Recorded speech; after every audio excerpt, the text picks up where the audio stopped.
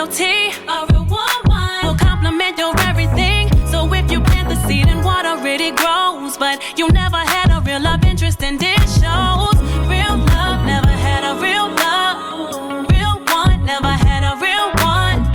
Real love never had a real love. Real one never had a real one. Real love never had a real love. Real one never had a real one. Real love never had a real love. Real one never had a real one. Never had a real love. Never had a real love. Never had a real one. What's up, everybody? My name is Lexi. Thank you so much for joining me for the Lex Chat today. Doing things a little bit differently. I've had a lot of restructuring and I've had a lot of time to think about how I want to approach things moving forward. And something that I want to do, like, let's just have my music as the intro music, you know? And we just jump right into the show from there. So you just heard my song Real Love, which is available on all streaming platforms and available for purchase. You can buy a physical album, my album called Love Reset, where this song is a part of that album. You can find that on LexCATL.com, or you can send me payment directly. I would highly recommend that you choose the autograph and personal message option when you go to my website. That's LexCATL.com to purchase that album. So yeah, thank y'all so much for tuning in to the Lex Chat today. Today we are talking about, and Lex Chat is dedicated to music and entertainment, where we talk about the industry and the business, and we help each other to become better artists. You can catch these chats live on Instagram at LexCATL. That's at LEXCATL to be part of the conversation, or catch the replays on Spotify, Apple Podcasts, iHeart, and YouTube. Wherever you're watching or listening, please make sure you like, follow, subscribe, engage with the content by leaving comments and reviews. I would greatly appreciate it. If you want to go the extra mile in supporting me, then you can do so by going to patreon.com/LexCATL and make a small monthly donation to help me to be able to create and give you more valuable content and on a more consistent basis. So I would greatly appreciate that.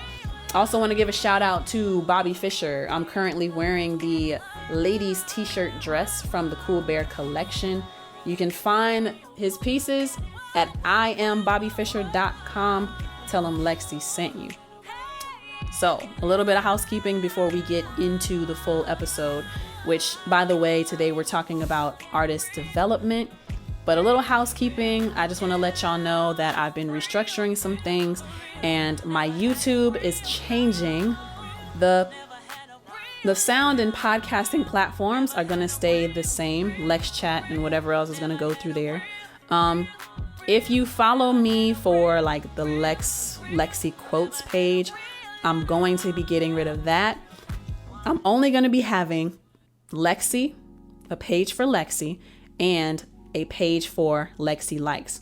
So the Lexi page is all things music, whatever is music related for Lexi, like my artistry. So my music videos, my interviews, interviewing Lexi the artist, and studio sessions that I record, like when I do the covers stuff and I give y'all behind the scenes for that.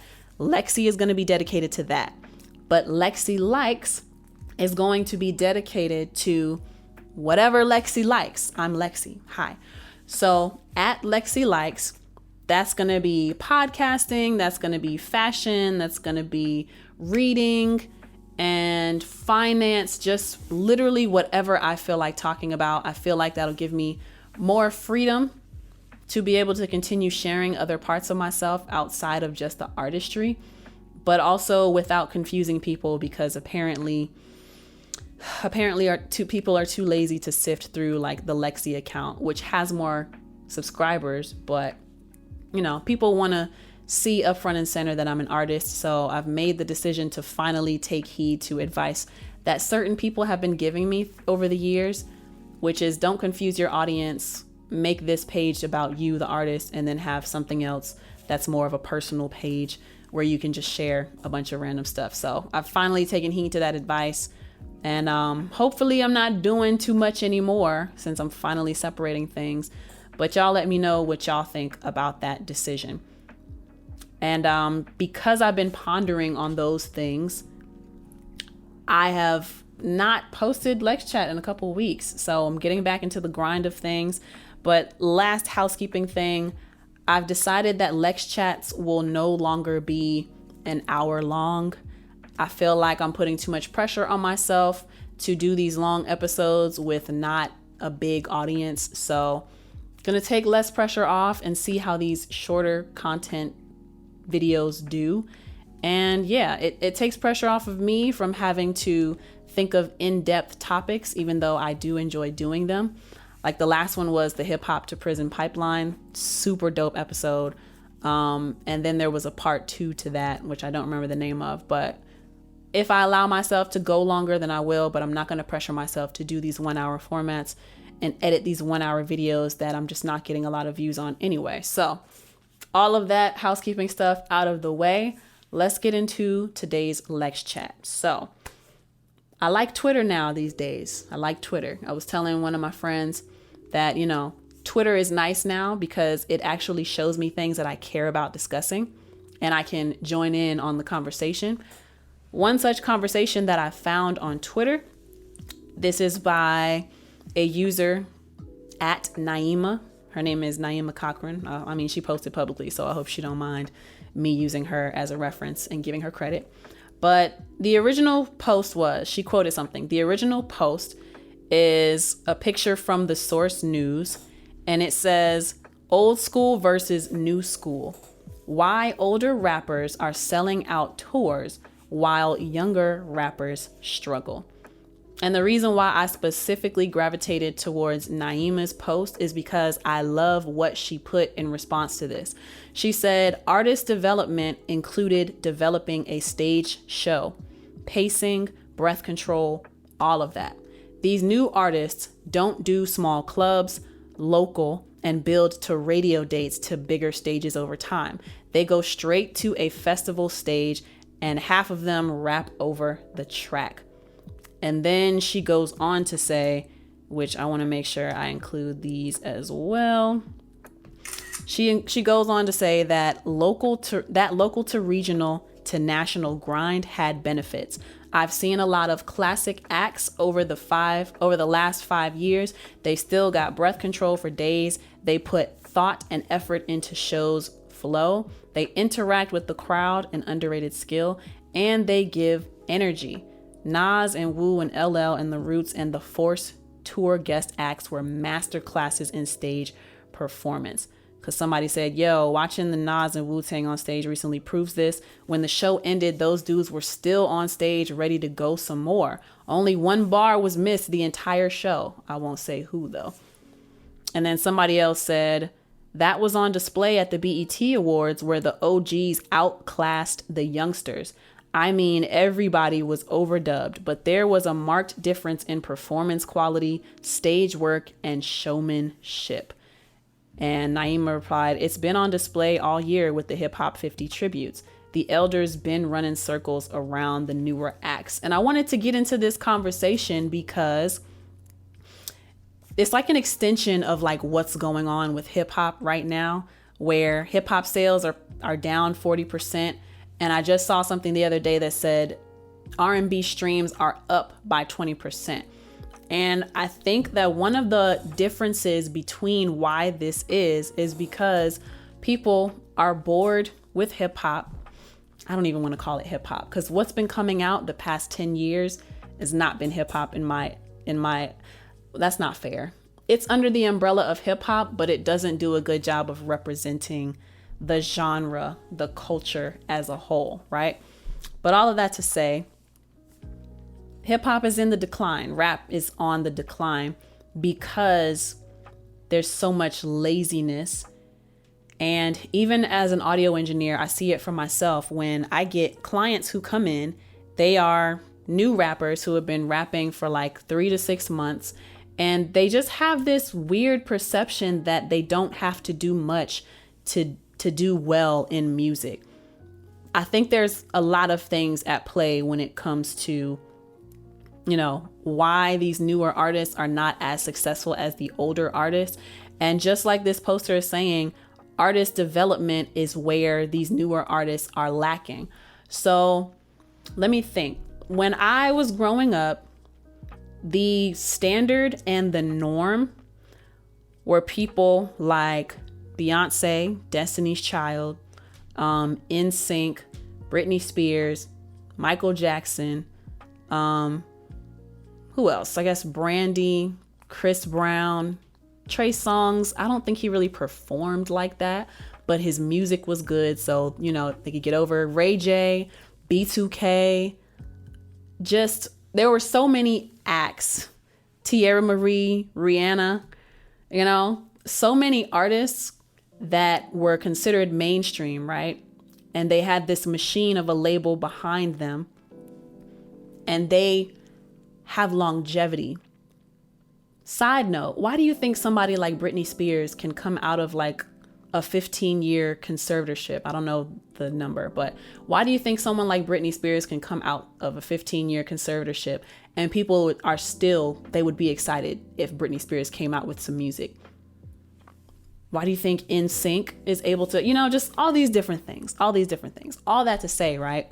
The difference between artists that I witnessed growing up and the artists that are like today, that come out today, is the artist development behind it. So back then, you might get signed, but you won't be seen or heard for like 2-3 years because the label or management or whoever would decide you undergo like an artist academy, like an education where you're learning music history, you're studying older acts that came before you, you're getting media training, you are doing boot camps, you are doing singing lessons, you're getting dance lessons, choreography, and you're in the studio 12 hours a day, 5 days a week. Like, it really is a job.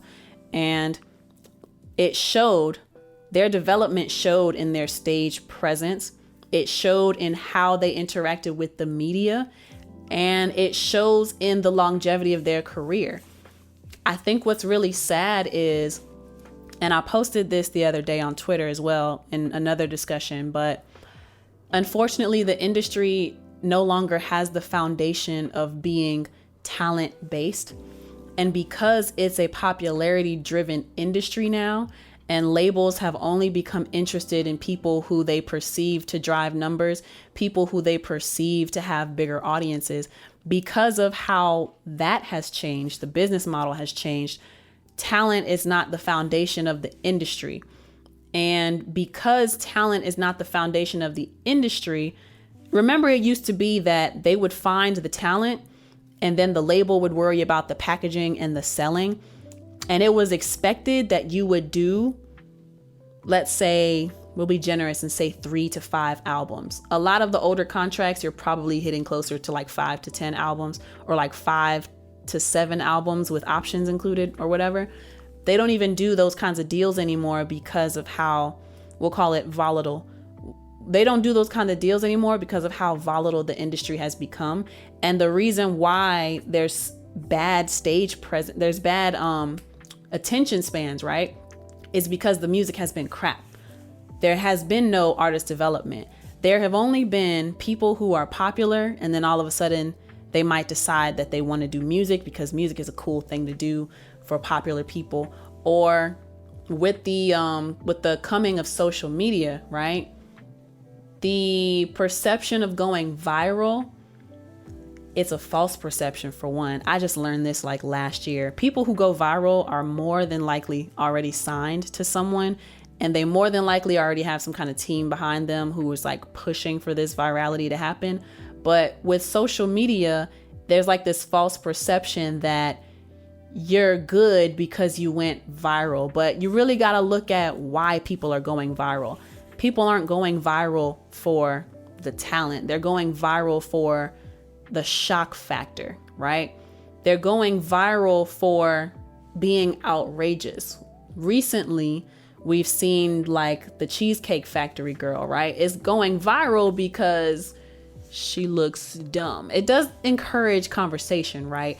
but is going viral for like wrong reasons. She tried to play somebody and she ended up looking foolish. I'm trying to think, like, the clearest example in my mind is, I hate bringing her name up because I don't want to be talking about people, but Ice Spice. I recently watched this video by this YouTuber named Zach Campbell, I think his name is. And he was reviewing her SNL performance because I think she's like on the season premiere of the show with Pete Davidson or whatever. And she performed 2 songs and all she did was stand in the middle of the stage and do some cute little da-da-da. And I'm not a fan of Ice Spice. I can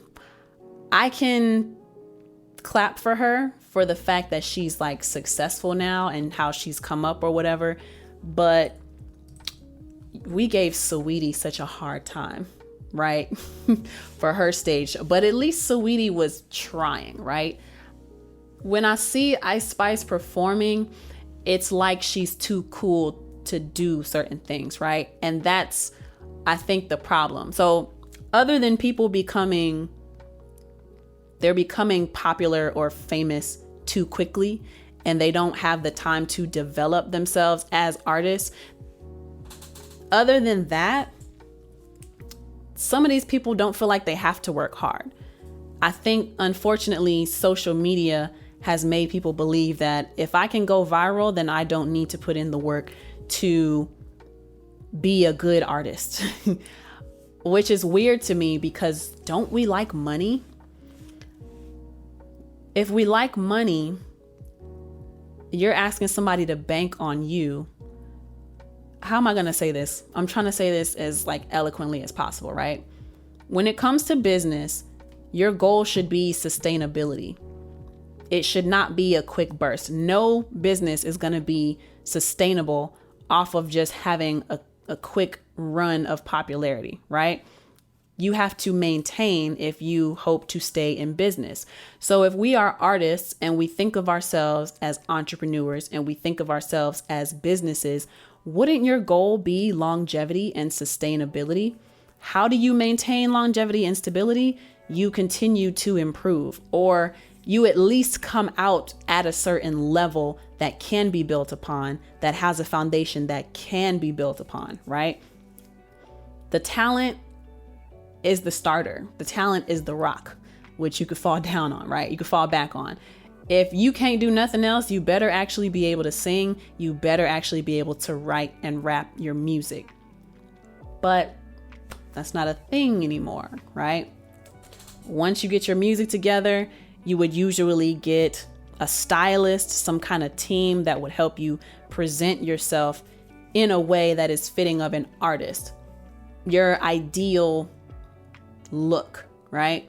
And then you would get media training where you would sit down with somebody to learn how to talk to an interviewer, how to answer questions. It's basically like a public speaking class, right? You're learning how to get rid of your filler words, people who say like and too much. Like that would be a filler. People who say like and too much, and you learn that it's okay to take pauses and be silent to ponder your questions, but not to ponder too long. You learn how to think on your feet, and you learn how to have like some kind of decorum, right? And how to interact with the interviewer, how to skate past questions that you don't necessarily want to answer, or when an interviewer is trying to get you to be messy against somebody else, how to handle those things and how to spin it back into your favor as far as whatever we're supposed to be on this interview talking about right now. And that was important. But now we don't have that development. And unfortunately, I'm trying to think. A great example, of course, is Beyonce. She's at a point where she doesn't have to talk to anybody. She doesn't have to talk to any media if she doesn't want to. But she is a great example because I also saw something the other day where people were like, we haven't even really gotten to enjoy Sexy Red that long before these crazy comments kept coming out. Like, even with someone like a Sexy Red, right? We had ratchet artists back then, but even the ratchet artists had training and knew how to navigate through media.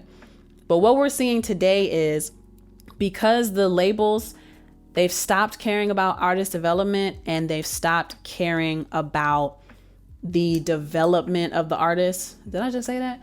They've stopped caring about the talent, and they don't care about the development anymore. They want the artist to come with their own audience. But if we're being real, audiences aren't really being built. They're not being built in music the way that they used to do, right? And I want to go into this comment, right? This person on Twitter said they go straight to a festival stage and half rap over the track. When we saw Saweetie rise, and Sexy Red as well, like her first year, she went to Rolling Loud and people were clowning her because they said her performance was boring. But it's like, when did she have time? And then, oh gosh, I saw her on the stage with Taylor Swift, and she looked like she didn't really know what to do, how to work the crowd. If Taylor is working this side of the stage, then you walk on this side, and then eventually y'all come together and y'all interact, and then maybe y'all split and work different sides of the crowd, right? So I'm just seeing certain things. And the YouTuber I was watching, Zach Campbell, he was like, is she untalented or overhyped?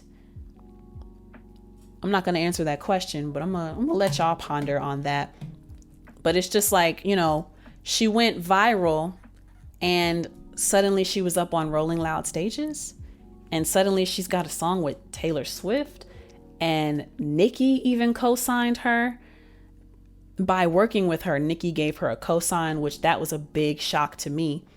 But I think that was more of a business move on Nicki's part versus like I'm about to take you under my wing and you're going to be the princess of rap. I think that was more of a business move because she was popular. But Ice Spice has the appeal that people like. They like her. She seems genuine. She's cute. She recognizes the lane that she's in. She recognizes the role that she fulfills in music. She doesn't take her lyricism too seriously, which I think is part of the problem, because cute only lasts for so long. And there's just really this weird obsession with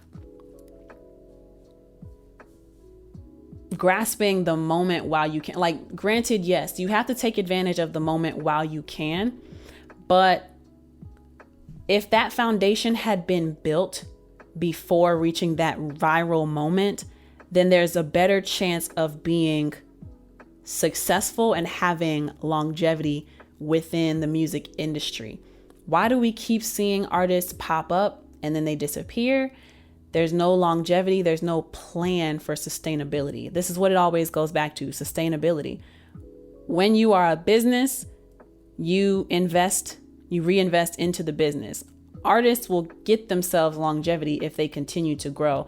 But unfortunately, there's like a lack of respect for artist development all around, from the labels and from the artists. The artists don't feel like they have to develop because the labels are looking for streams and virality anyway, right? And followers. So if you can get followers by doing dumb stuff online versus honing in on the music, then they're going to do that. The labels don't even want to put the work into building these artists anymore. So there's just a lack of development, because I guess the thinking on the label side is, if we throw a bag behind somebody who already has these perceived millions of followers and millions of subscribers, then why should we blow a bag trying to get someone, like package someone who's actually talented and then sell them to the world? Labels used to be advertising agencies. Not anymore. They're just banks now. But why should they put their money up to grow this artist when they can just have a quick money grab and constantly finding whoever the next wave is, versus ushering in a movement with music, versus caring about the evolution of an artist and caring about the quality of what we're putting out? And I know my thoughts have probably been all over the place with this conversation, but truly, the reason why the older artists are doing better is because there was an understanding and an appreciation of development, which would lead to a long career, which I thought was the goal of getting into any career, longevity. How do you expect to have longevity if you're not willing to reinvest into the skills that will allow your business to stay relevant, that will allow your business to be sustainable? I think a lot of these issues stem from the greed. Like I said, why should a label develop someone when all they need to do is pick up their audience, throw a few bucks, put the machine behind them, and get quicker results? We keep getting these popcorn artists because our values are misplaced. Our values are misplaced. And we keep chasing these perceptions of numbers and streams. Like, we keep chasing this digital stuff over the real stuff. And yeah, I think a lot of people made like excellent points under this post, especially with working from the local to the regional to the national grind, and that having its benefits. Because I know for me, it's taken me a long time, y'all, a very long time. I expected this to be a lifetime journey, but I didn't expect it to take this many years. You know what I'm saying? But even for me, just starting from recording on my laptop at home, right? And then I started singing the national anthem for school sporting events. And then I sang for my high school graduation. And then I would do open mics. And then I learned how to record myself. And just there's a curiosity in me that I don't see with a lot of upcoming artists. And it's the curiosity of learning every aspect I can possibly learn about this industry that I'm in and about this thing that I say I love. I don't think there's love in the industry. That's what it's coming down to. These new artists, they don't love it the way that the others do. There's not a dedication. When you don't love something, there's not a dedication to it. And honestly, when you don't love something, you're just trying to get as much out of it as you can before you're ready to move on to the next thing, before you're ready to move on to the highest bidder. So all of this stems from the issue of us missing out on love. We ain't got no love, people. There needs to be a love of the art, a love of learning, a love of developing. Everything has been reduced to cash grabs, and that's where we're going wrong. So artists back then were developed and more likely to have longevity and build a fan base and grow and evolve with their fan base. Whereas now we just get quick spurts and quick popcorn artists these days. And that's why the older artists will continue to do better than the newer artists, because from a different time, there was love, there was appreciation, and there was work ethic. And there was no delusion of success just because you have however many people on Instagram that you bought. So those are my thoughts on this topic, but y'all let me know what y'all think in the comment section down below, or leave a review and let me know what you think about this conversation. Do you feel like the new school struggles compared to the old school? DJ 65789 says you can't skip the process that builds longevity. Not long jeopardy, longevity. But yeah, let me know what y'all think about this. And thank you so much for tuning in to the Lex Chat. Remember, you can catch these chats live on Instagram at LexCATL and sometimes on YouTube when I feel like hopping on there as well. And yeah, buy the album, Love Reset, everywhere, LexCATL.com. Well, thank y'all so much for tuning in. My name is Lexi. Until next time, peace. Never had a one.